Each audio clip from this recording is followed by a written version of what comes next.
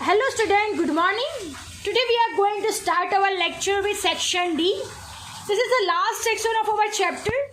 So we are going to start section D. Sum number 1. I am reading a question. You have to listen it carefully. 6 LED television and 4 LCD televisions are displayed in a digital store A, whereas 5 LED television and 3 LCD televisions are displayed in digital store B. One of the two stores is randomly selected and one television is selected from that store. Find the probability that it is LCD television. What we have to find? We have to find the probability that selected the TV is LCD television. और दोनों में से कोई एक store को पसंद करना है और उस स्टोर में से पसंद करना है हमें LCD टीवी को पसंद करना है. So student let us start our sum. सबसे पहले हम digital store A, digital store B, उसका कैलकुलेशन करेंगे. फिर उसके बाद event A that a store is selected from the store A and B. A और एंड बी दोनों में से कोई भी एक स्टोर की सिलेक्ट होने की पॉसिबिलिटी हाफ हाफ होगी बिकॉज दोनों ही सिलेक्ट हो सकते हैं. Right. Then next we are going to find event that LCD TV is selected from the store A. Then event B find करेंगे और उसके बाद हम उसको सॉल्यूशन करेंगे. So let us start our sum.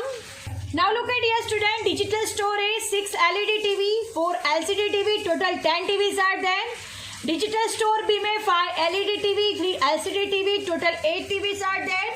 Now what you have to find. तो हम लोग सबसे पहले A1 फाइंड करते हैं. इवेंट A1 नाम देते हैं उसे. उसमें फाइंड करते हैं event that a store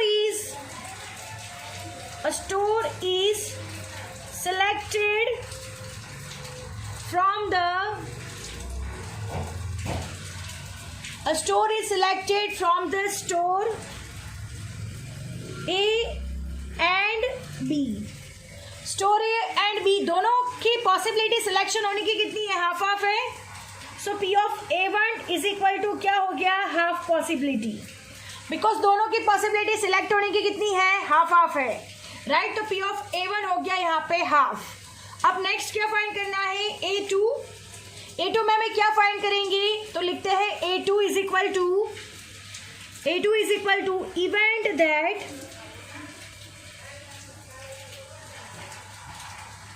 LCD TV selected. LCD TV को ही सिलेक्ट करना है. So LCD TV is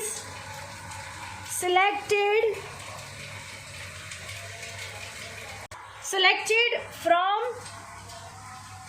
store A. यानी LCD TV सिलेक्ट किसमें से होगा? स्टोर ए से सिलेक्ट होगा. अब स्टोर ए में हम लोग लिखते हैं उसकी possibility P of A2 is equal to store A में 4 LCD TV है तो 4C1 हो जाएगा. 4 LCD TV है और टोटल TVs है वहाँ पे 10. स्टोर ए में 10 टोटल TV है. सो 10C1 होगा. सो 4C1 डिवाइड बाई 10. C1 यानी 4 डिवाइड बाई 10 हो जाएगा. तो ये हमारा A2 हो गया. Event that LCD TV selected from store A. अब नेक्स्ट A3 फाइंड करते हैं. A3 में लिखते हैं event that LCD TV is selected from store B. अब LCD TV कौन से स्टोर में से सिलेक्ट हो रहा है? स्टोर बी से सिलेक्ट हो रहा है. सो P of A3 लिखते हैं. स्टोर बी में LCD TV है 3. सो 3C1 divide by total TVs है स्टोर बी में 8. सो 8C1. सो 3/8 आएगा आंसर हमारा A3 का. A3 भी हमने फाइंड कर लिया है. Event that LCD TV selected from store B. अब हम नेक्स्ट क्या फाइंड करेंगे? अगर इवेंट ए, अगर हम स्टोर ए से LCD TV सिलेक्ट कर रहे हैं तो हमारी पॉसिबिलिटी क्या होगी? सो हम लोग अब नेक्स्ट उसको इवेंट देते हैं. B1 इवेंट देते हैं. B1 इवेंट में लिखते हैं event that LCD TV is selected from store A.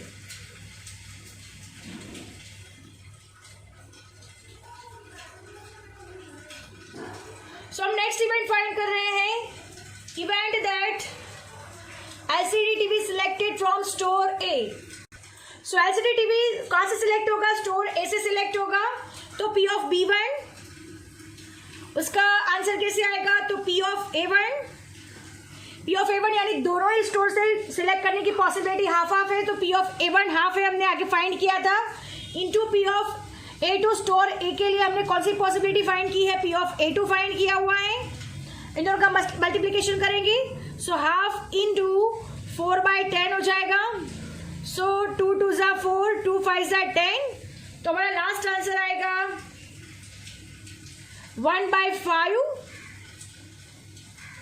1/5 हमारा आंसर होगा, event that LCD TV selected from store A. Understand. अब नेक्स्ट हम लोग नेक्स्ट फाइंड करते हैं, B2 फाइंड करते हैं। नेक्स्ट हम इवेंट B2 फाइंड करते हैं, तो B2 में लिखते हैं event that LCD TV is selected from store B. Store B से अब एलसीडी सिलेक्ट कर रहे हैं, तो B2 का आंसर कैसे होगा, तो पी ऑफ A1 जो दोनों के लिए हमने फाइंड किया था, दोनों स्टोर के लिए हाफ हाफ पॉसिबिलिटी होती है वो, और into P of A3 store B के लिए जो हमने फाइंड किया था, पी ऑफ A1 हो जाएगा 1/2 into 3/8। Understand.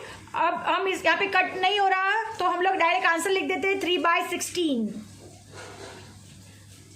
So this is our answer. अब नेक्स्ट हमें क्या फाइंड करना है, ये दोनों पॉसिबिलिटी हुई, राइट। या तो हम फर्स्ट स्टोर से एलसीडी सिलेक्ट कर रहे हो वो, या तो हम सेकंड स्टोर से एलसीडी सिलेक्ट कर रहे हो वो, बट बीच में क्या लगता है, और लग रहा है, और यानी यूनियन की पॉसिबिलिटी लगेगी। तो हमने जो B1 और B2 फाइंड किया हुआ है, सो B1 हम लोग अब नेक्स्ट पॉसिबिलिटी को देते हैं C1, नेक्स्ट पॉसिबिलिटी को हम C1 देते हैं। या तो B1 हो सकता है, या तो क्या हो सकता है, B2 हो सकता है, या तो हम एलसीडी स्टोर ए से सिलेक्ट कर सकते हैं, या तो हम एलसीडी स्टोर बी से सिलेक्ट कर सकते हैं। सो B1 यूनियन B2, सो B1 प्लस B2 हो जाएगा, सो B1 प्लस B2। अब B1 हमने आगे फाइंड किया हुआ था कट करके, तो कितना फाइंड किया हुआ था, 1/5 फाइंड किया हुआ था, प्लस 3/16 जो B2 हमने फाइंड किया हुआ है। अब 16 और 5 का एलसीएम निकलेगा 80, सो 80 हमारा एलसीएम होगा, दोनों की डाउन साइड एलसीएम में 80 लाना है, सो दोनों को मल्टीप्लीकेशन करेंगे तो 16 5 जा 80, तो 3 5 जा 15, यानी 15 हो जाएगा, 5 16 जा, तो ऊपर भी 16 से होगा, तो 16 प्लस 15, सो हमारा लास्ट आंसर होगा 31/80। Understand? Our sum is over here. Now moving to the next sum. Sum number 2. Sum number 2. One number is randomly selected from the natural number 1 to 100. Find the probability that the number selected is either a single digit number or a perfect square. यहाँ पे और दिया गया है, यानी addition की possibility लगेगी। One number को सिलेक्ट करना है 1 to 100 में से, उसमें से इवेंट है the selected number is either a single digit number, यानी ये फर्स्ट पॉसिबिलिटी इवेंट ए हो गया, और इवेंट बी हमारा हो गया perfect square. Understand. Event A, event B और इवेंट ए इंटरसेक्ट भी फाइंड करेंगे, फिर और दिया हुआ है, उस वजह से हम लोग P of A union B भी यहाँ पे फाइंड किया जाएगा। So let us start our sum. So look at here student, one number is randomly selected from numbers 1 to 100. 1 to 100 में से वन नंबर को सिलेक्ट करना है, तो सबसे पहले लिखेंगे total number of primary outcomes. सबसे पहले हम प्राइमरी आउटकम्स फाइंड करते हैं। सबसे पहले हम प्राइमरी आउटकम्स फाइंड करेंगे, तो n इज इक्वल टू हो जाएगा 1 to 100 यानी 100 नंबर्स, 100 C1 1 को सिलेक्ट करना है, so n is equal to हो जाएगा हमारा 100। अंडरस्टैंड। तो हमने primary outcomes n is equal to 100 find कर दिया है। अब हमारे इवेंट ए में क्या गया है, कहा गया है कि event that the number selected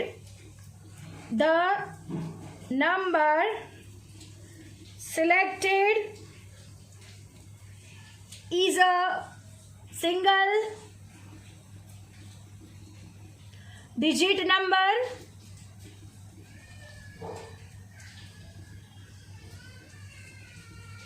सो ए में कौन से आउटकम्स आएंगे? तो 1 to 100 में कितने सिंगल डिजिट नंबर होते हैं? तो ए में सिंगल डिजिट नंबर होते हैं 1 2 3 4 5 6 7 8 और 9 digits are single digit numbers, क्योंकि 10 से तो डबल डिजिट स्टार्ट हो जाती है. तो event that the number selected is a single digit number, so 1 2 3 4 5 6 7 8 9. So हमारा पी ऑफ ए हो जाएगा m is equal to 9 digits हो जाएंगे. So P of A formula है हमारे पास m divide by n, 9 divide by 100. So हमने P of A find कर लिया है. अब बी फाइंड कर रहे हैं. बी का हमने B is equal to question में दिया गया उस तरीके से, B is equal to event that the number selected is a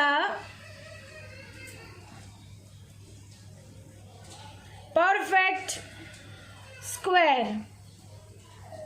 The number selected is a perfect square. अब बी के आउटकम्स कैसे होंगे? तो परफेक्ट स्क्वायर मतलब जो परफेक्ट स्क्वायर होता हो वो. Event that the number selected is a perfect square. From 1 to 100 में से परफेक्ट स्क्वायर. सो 1 1 जा 1, 2 2 जा 4, 3 3 जा 9, 4 4 जा 16, 5 5 जा 25, 6 6 जा 36, 7 7 जा 49, 8 8 जा 64, 9 9 जा 81 और 10 10 जा 100. अंडरस्टैंड? तो these are the perfect square number. So हम इसे काउंट कर लेते हैं. P of B is equal to M is equal to हो जाएगा 1 2 3 4 5 6 7 8 9 10. So M is equal to 10 हो जाएगा. सो पी ऑफ बी हम फाइंड करेंगे अब.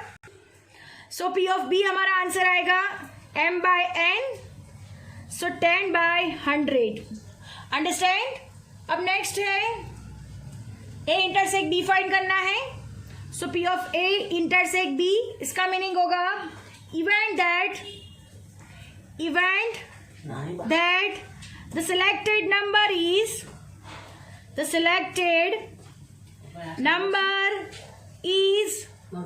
नेक्स्ट है event that the selected number is a single digit number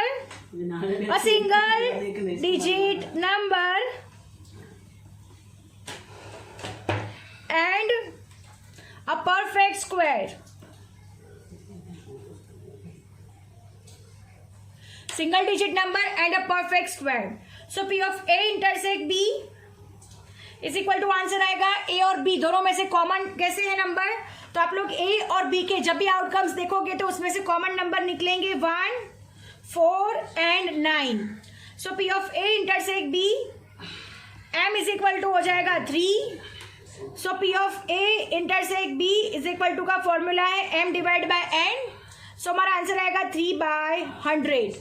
understand? अब हमने तीनों तीन फाइंड कर लिया है. अब हमें क्या फाइंड करना है? ए यूनियन बी फाइंड करना है. नाउ नेक्स्ट फाइंड करना है P of A union B. इसको क्या कहेंगे? तो लिखते हैं event that the number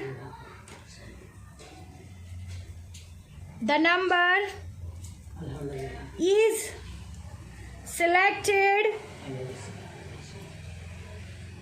is either a single digit number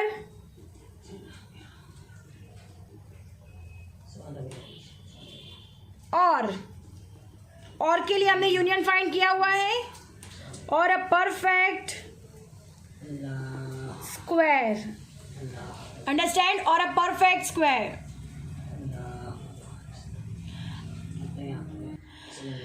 P of A union B, event that the number is selected is either single digit number or a perfect square.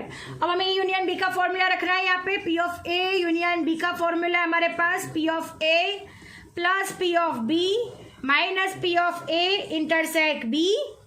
P of A हमने find किया हुआ है 9 by 100. P of B हमने find किया हुआ है 10 by 100. -3/100। LCM लेने की कोई ज़रूरत नहीं है बिकॉज डिनोमिनेटर सब में सेम है। 10 + 19, 19 - 3 यानी 16/100। राइट, अब इसे स्मॉलेस्ट करना हो तो हम कर सकते हैं। 4 × 4 = 16, 25 × 4 = 100, 4 4 कैंसिल हो जाएगा तो लास्ट में आंसर आएगा 4/25। So this is our answer and our sum is over here. I hope you understand it very well. Now moving to the next sum, sum number 3. Sum number 3, a balanced coin is tossed thrice. If the first 2 tosses have resulted in tail, find the probability that tail appears on the coin in all the 3 trials. If से start हो रहा है, it means ये conditional probability है। A balanced coin is tossed thrice, 3 times हमें coin को toss करना है और probability find करनी है tail appears on the coin in all the 3 trials, यानी 3 trials में tail appear होना चाहिए on the coin. So let us start our sum. सबसे पहले हम event A लिखेंगे. So A is equal to event that in the first trial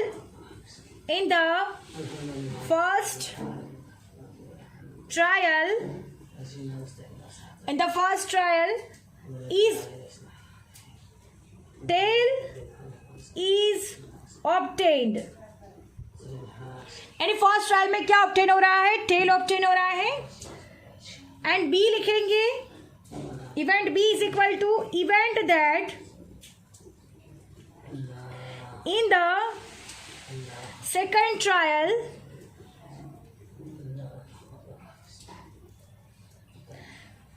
tail is obtained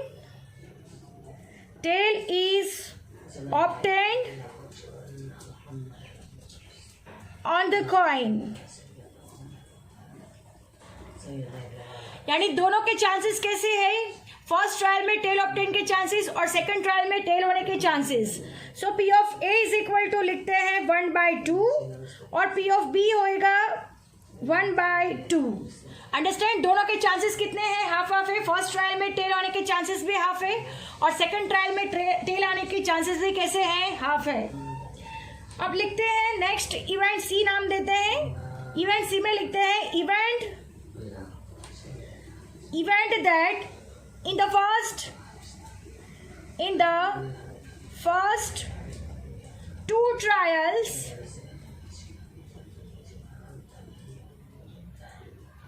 tail is obtained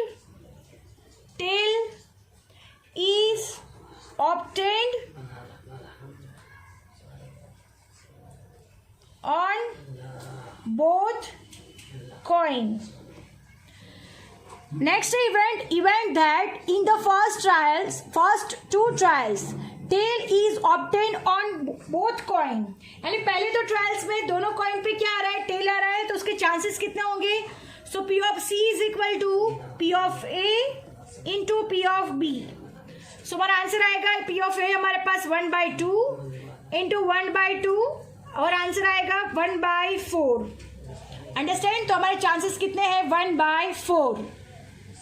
next हम event D find करते हैं। Event D में लिखते हैं event that in the third trial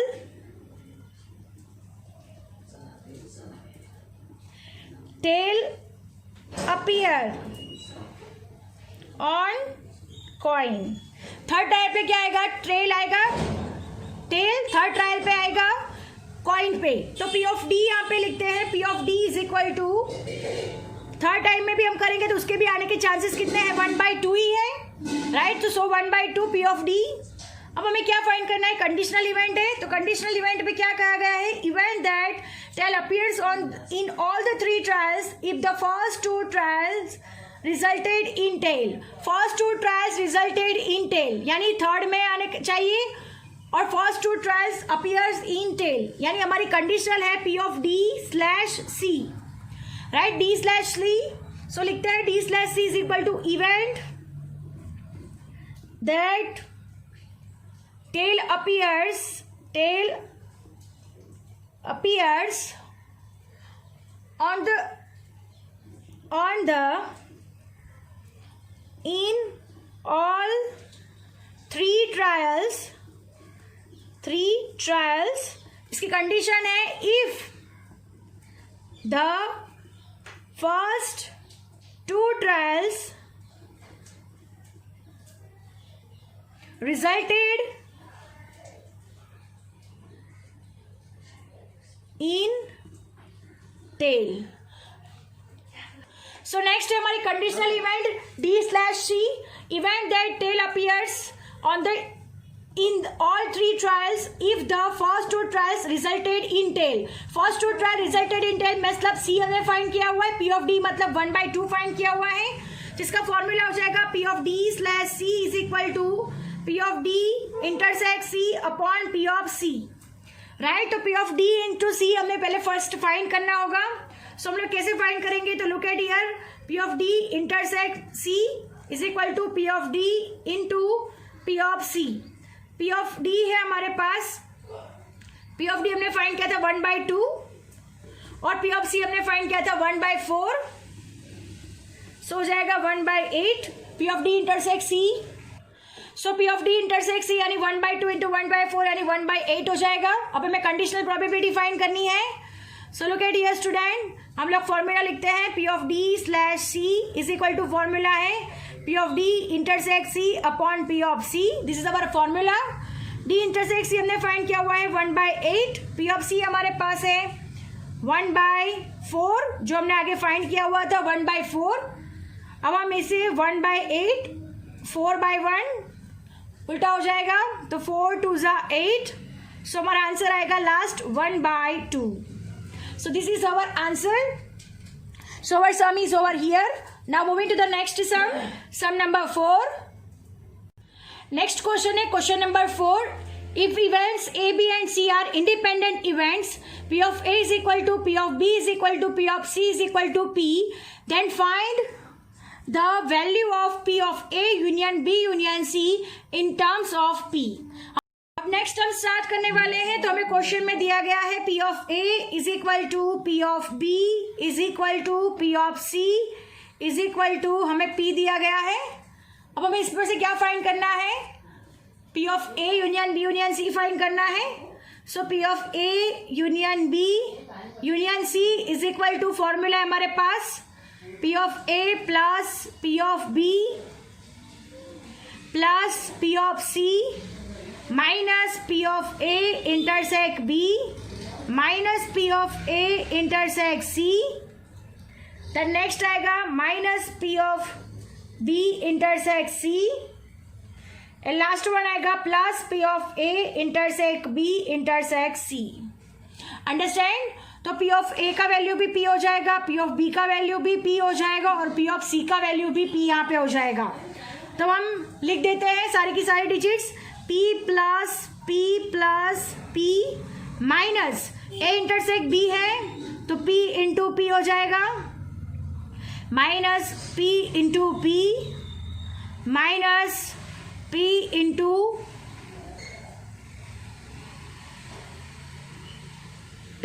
P. Understand. Last में आएगा plus P into P. Understand. हमने हर एक को P अज्यूम किया है, that's why A intersect B P into P, A intersect C P into P, B intersect C P into P plus A intersect B intersect C यानी P into P. अब हम इसे solve करेंगे. P plus P यानी हो जाएगा 3P minus ये P square minus P square plus P cube हो जाएगा. अंडरस्टैंड. अब हम इस माइनस को प्लस किया जाएगा तो आंसर आएगा 3P minus 3P square plus P cube. This is our answer. ये माइनस को प्लस कर देंगे तो 3P स्क्वायर हो जाएगा. तो हमारा आंसर होगा 3P minus 3P square plus P cube. अब तीन में से P कॉमन निकल रहा है तो P को हम कॉमन निकालेंगे. सो आंसर आएगा 3 minus 3P plus P square. So this is our answer. Our sum is over here. I hope you understand it very well. Now moving to the next sum. Sum number 5. The gender-wise data of sample of 6,000 employees selected from class 3 and class 4 employees in the government jobs of a state are shown in the following table. Class of employees, gender, male, females, total, class 3, class 4, total. One employee is randomly selected from all these class 3 and class 4 employees in the government jobs of the state. एक employ को randomly selected करना है from all the class 3 और class 4 से, और इसकी possibility हमें यहाँ पे नीचे दी गई है. If the selected employee is male, then find the probability that he is belong to class 3. अगर मेल सिलेक्ट हो रहा है तो वो क्लास 3 से बिलोंग होना चाहिए. एंड नेक्स्ट है, if it is given that the selected employees belong to class 3, find the probability that he is a male. दोनों की कंडीशनल प्रोबेबिलिटी है. तो सबसे पहले हम कंडीशन को सिलेक्ट कर लेते हैं. राइट, सबसे पहले हम event that the employees belong to class 3, ये इवेंट ए हो जाएगा, क्लास 3 का इवेंट ए हो जाएगा. Then event that an employees belongs to class 4, ये इवेंट बी हो जाएगा. देन इवेंट सी हमारा होगा event that an employee is a male. वो मेल होना चाहिए, यहाँ पे लिखा हुआ है इज अ मेल, तो एम्प्लॉई मेल होना चाहिए, हमारा इवेंट सी होगा. और नेक्स्ट इवेंट होगा event that an employee is a selected is a female. यहाँ पे फीमेल का डेटा दिया गया है, दैट्स वाई हम लोग फीमेल का भी डेटा हम यहाँ पे फाइंड करेंगे. अंडरस्टैंड. तो P of A B C D यहाँ पे फाइंड होगा, फिर हमारी कंडीशन लगेगी. तो कंडीशन कैसे लगती है वो हम बाद में देखेंगे. सबसे पहले हम P of A B C D find कर देते हैं. टोटल 6,000 एम्प्लॉइज है. So let us start our sum. Next हमारा फर्स्ट इवेंट ए फाइंड करना है. तो इवेंट ए में है हमारे पास event that the an employee event that an employee belongs to class 3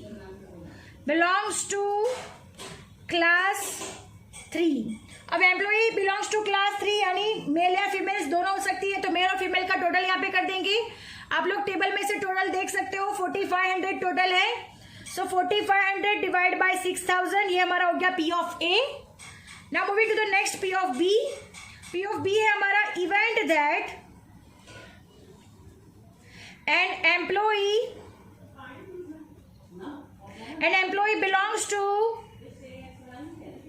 class 4. Class 4 के सारे एम्प्लॉइज आ जाएंगे. सो मेल और फीमेल का टोटल हो जाएगा. तो P of B is equal to, दोनों का टोटल है 1500 डिवाइड बाय 6,000, ये पी ऑफ बी हो गया. अब नेक्स्ट हमें फाइंड करना है P of C and P of D. So next हम फाइंड करेंगे P of C. P of C का मीनिंग है event that an employee is a male employee. यानी वो कैसा होना चाहिए, मेल एम्प्लॉय होना चाहिए. तो टोटल मेल हमारे पास है 4,000. टोटल मेल हमारे पास है 4,000. सो पी ऑफ सी का आंसर होगा 4,000 divide by 6,000. So P of C हमने 4,000 डिवाइड बाय 6,000 यहाँ पे फाइंड कर लिया है. अब नेक्स्ट हमें पी ऑफ डी फाइंड करना है. P of D is equal to event that an employee is a female. Total female employee हमारे पास है. P of D is equal to female employee हमारे पास है 2,000. So 2,000 divide by 6,000. हमने सारे के सारे इवेंट्स फाइंड कर लिए हैं. अब हमें क्या फाइंड करना है, जो हमने कंडीशन दिया गया है. फर्स्ट कंडीशन में दिया गया है कि event that employee selected is a male, then he is belongs to class 3. तो हम ए से सी, बिकॉज ए हमारा इवेंट था, एम्प्लॉई बिलोंग्स टू क्लास 3, ये इवेंट है. और event that employee is a male, ये सी है. तो हमारा कौन सा यहाँ पे कंडीशन बन रहा है, A slash C. So write down here event that employee is selected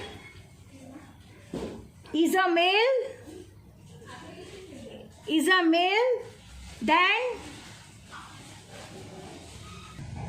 then he belongs to class 3.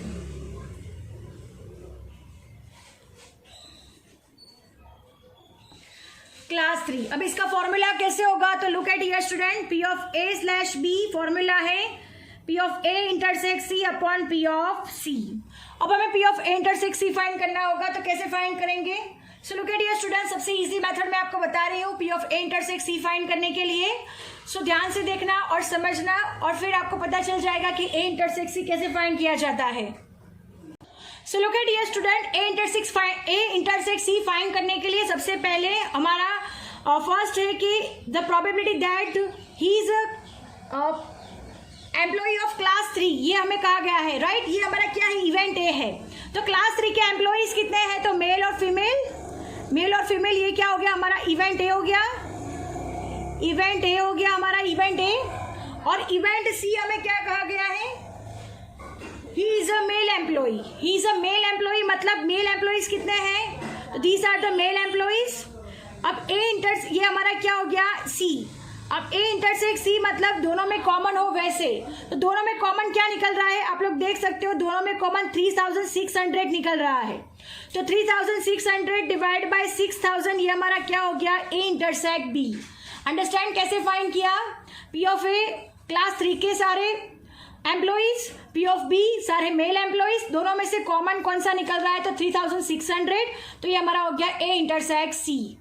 अब हम इसे सॉल्व करेंगे. P of A intersect C. P of A intersect C हमने फाइंड किया हुआ है 3600 डिवाइड बाय 6000, और P of C हमने फाइंड किया हुआ है 4000 डिवाइड बाय 6000, राइट? तो 6000 कैंसिल हो जाएगा, तो हमारा आंसर आएगा 3600 डिवाइड बाय 4000. 0 कैंसिल हो जाएगा. फिर हम उसको कट करेंगे. 4 9 36, तो हमारा लास्ट आंसर आएगा 9/10. अंडरस्टैंड? तो हमारा आंसर आएगा 9/10. अब नेक्स्ट पॉसिबिलिटी कहा गया है, event that employee selected belongs to class 3, then he is a male employee. तो यहाँ पे कौन सा कंडीशन लगेगा? तो C/A मतलब यहाँ पे होगा event that an employee selected belongs to class 3, then he is a male.